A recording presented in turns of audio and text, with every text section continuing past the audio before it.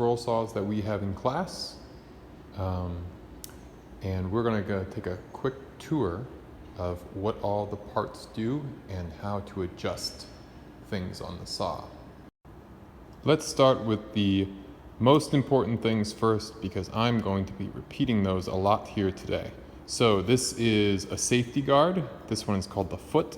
It goes right above the piece of wood here. So it helps us to remind us keep our fingers out of here. If your finger can go underneath there, it's too high. So we adjust this knob here, we loosen it. Now we can slide it up or down. And I want to get it just a little bit above the piece of wood there and lock it in. We also have the tensioning lever right here. You crank on this little lever right here and it tensions the blade. So low tension, it moves everything down and that's pretty loose. Higher tension gets tighter. It should be about as tight as a guitar string when we put it on. Here we have the blade release screw for the top of the blade. If we go and loosen that, we can take the blade out. But let's do that now. Notice it gives a little pop because we were under tension here. So whenever we're putting the blade in, we want to have this loosened all the way over there. We'll put the blade in there and we'll tighten it down, and then we'll tighten this back up. All right, that's how we tension the blade here, and we can have another one of these underneath the table. Here we see the blade adjust knob to release the blade. That's how you get the blade out if it's bent or broken. Don't mess with this. This tilts the table. Typically, you will not need to adjust that. And you have to release both of those to replace the whole blade. Also important on the list is the on and off switch here. And then this is the speed control. You can make the machine go faster or slower. People always ask about this one, but it's probably the coolest looking but least important. It's made to blow the dust away as you work. Doesn't really work that well, but it kind of helps. So I'm going to say this again and again. The blood bubble here is what we need to keep our hands out of. You got to keep your hands out of the zone. It should be marked on the machine, but if not, think of it the size of a softball or the size of a grapefruit. So about this big. All right, keep your hands away from there. You can have your hands over here. You can have your hands over here. As long as they're outside that zone, you're going to be safe. Also, as you're using this machine, you are going to need to hold it down flat on the table as you go. If you don't, this saw blade is going to be going up and down really fast. It can lift your piece of wood up in the air, mess up your project, mess up the blade, and just be generally dangerous and not good for the saw either. So, holding it down with two hands at all times and flat on the table. So let's try this out, and I'm going to show you what could go wrong if you're not holding it down, so you know the sound it makes. All right, so if I'm not holding it down very well, I'm using one hand maybe, or being silly, it's going to sound like this.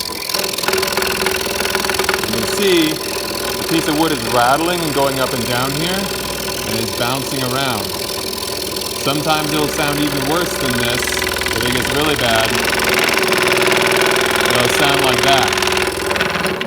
So hold it down as you go. It's going to sound a lot better. This is what this machine should sound like when you're cutting.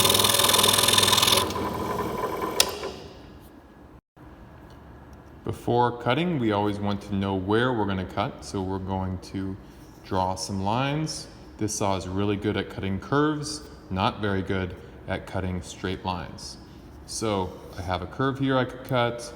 If I want to do a sharp point like this, we're going to have to do two separate cuts, one coming in this way, and then another one coming in this way. We can also do turns like this. You don't want to go much tighter than this, otherwise you end up twisting this blade and breaking this blade, which is kind of small and delicate.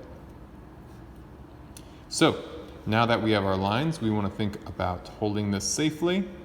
So the blood bubble we've talked about is going to be important in telling us where to put our hands. We can have our hands on either side like so. We could have our hands front and back, both hands on one side or both hands on the other side, or any combination of this as long as our hands are nice and far away. So I'm going to start cutting here. And I'm going to have my hands nice and far away so my fingers are outside the blood bubble. And I'm going to turn it on. And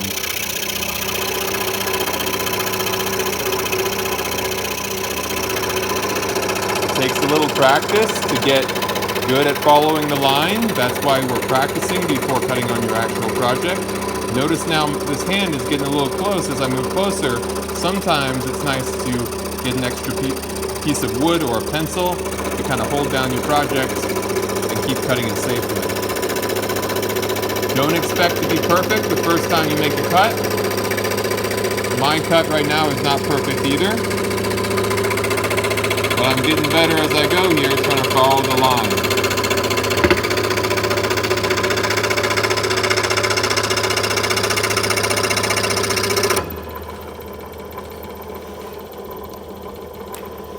And as we were mentioning, we can do cuts like this by making two separate cuts.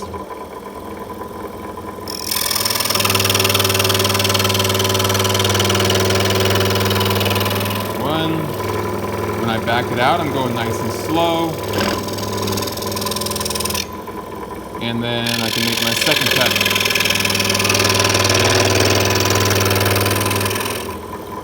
Like so. I cannot reach in to grab that. I'm going to turn off the machine and then get that little scrap of wood out of my way. Also, as I'm making cuts, I want to think about what piece I want to keep. So if I want to keep this, I'm going to write keep on there so it's real clear what I'm trying to keep here. All right, if you can see that. I want to stay outside that line. If I'm trying to get that shape, I'm going to have issues if I cut into that piece, if that's the piece I want to keep.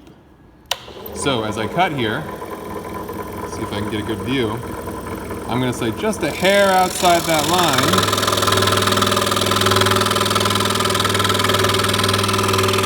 Or on the line, but as soon as I go and cross that line, I want to stop the machine. Notice I'm moving my hands around so that I can keep holding this down safely as I go.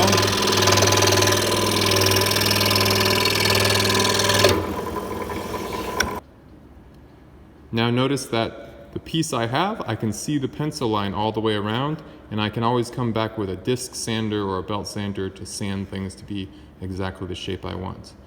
Don't expect this to be a perfect cut, especially when you're just learning how to use the tool. Coming back with a sander is going to fix all your mistakes. Another issue that I see people doing when they start to cut out a shape, like this whale for example, is that they will do what we call helicopter landings as they start their cuts here, not realizing how tight this saw can turn. So let's see what I mean here. Going straight at the line, and then once you get there, you'll realize you can't turn that sharp to make that turn, and people will either cut too far and mess up their project, or turn too sharp and mess up the tool. So what you should be doing, instead of coming in straight like a helicopter, think about coming in nice and gradual like an airplane. So let's see what I mean here. So here we come this way. Keeping my hands out of the blood bubble. And now I'm coming in to that line like an airplane there. Which leads me into my next point that sometimes it's nice to put extra cuts like that so your extra pieces of wood fall off and they're out of your way. That is especially nice when we're doing sharp turns like this.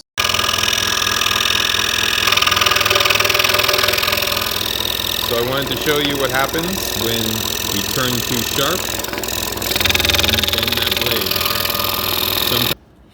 If we get in here and look close, what's happening when you turn that blade too sharp is that you're going to end up twisting this blade. You can kind of see the blade twist there. And that ends up breaking the blade.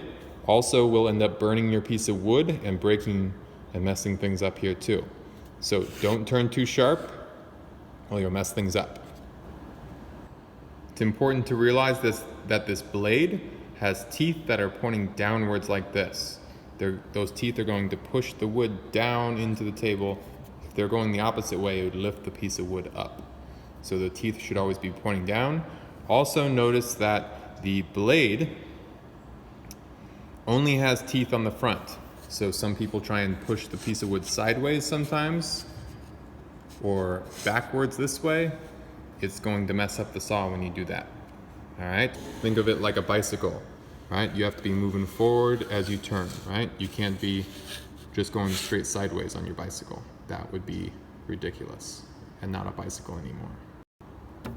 So next we're going to look at how to do inside cuts, like cut out this hollow eye shape, for example. So we don't want an extra cut coming in from the outside edge. So what I've done here is I've drilled a hole. Notice I have a scrap piece behind it so my wood doesn't blow out the backside. And there we go.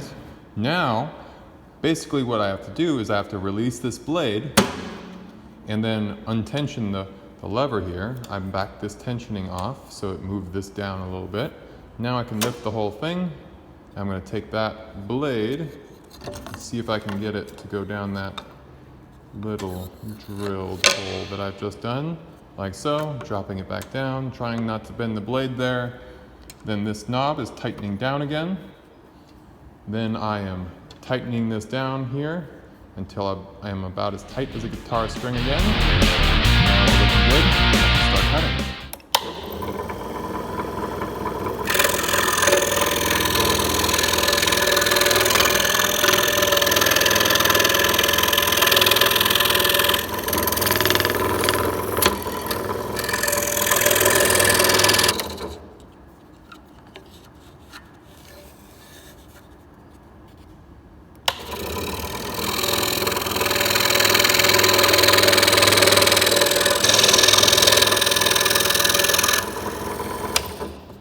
Now that I'm done cutting, again, releasing the blade, releasing the tension, pulling this up, pulling my piece out. My pieces should fall out, and I'm gonna reset this up for the next person so they don't mess up the machine. Again, checking that it's under tension. Quick review of the safety here. Always keep your hands out of the blood bubble. Keep your hands out of there. We also need to be using 2 hands at all times. We should be holding down the piece of wood with those 2 hands to the table so it doesn't start jumping up and down on us, right? Listen to that machine. If it starts making bad noises, it's not good.